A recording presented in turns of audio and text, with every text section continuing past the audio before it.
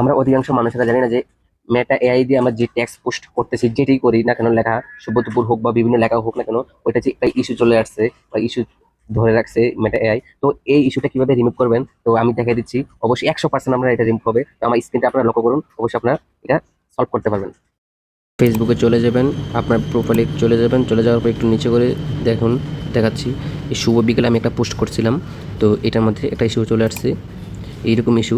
তো এই ইস্যুটা কীভাবে রিমুভ করবেন আপনাদেরকে দেখিয়ে দিচ্ছি। তো আপনারা চলে যাবেন আবার এই পোস্টটার কাছে, এখানে কর্নারে দেখেন একটা থ্রি ডট আছে, থ্রি ডটে ক্লিক করবেন। ক্লিক করার পরে এখানে এডিট পোস্ট, এখানে ক্লিক করবেন। ক্লিক করার পরে তো এই পোস্টটাকে আপনি একটু সাদা করে দেবেন, সাদা করে আবার এটাকে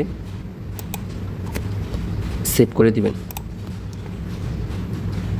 সেভ করে দেওয়ার পর দেখেন এরকম সাদা হয়ে গেছে।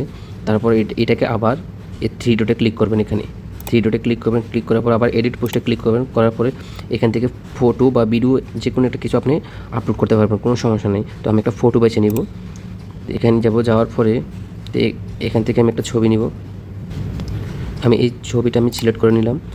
সিলেক্ট করে নেওয়ার পরে এখানে উপরে সেভ করে দিবেন। এই যে হয়ে গেল, এটা হয়ে গেল। এখানে কর্নারে ক্লিক করলে দেখবেন কিছুক্ষণ পর, আনুমানিক 5-6 মিনিট পরে দেখবেন এই ইস্যুটা চলে গেছে। এই ইস্যুটা চলে গেছে 5 মিনিট পরে দেখবেন।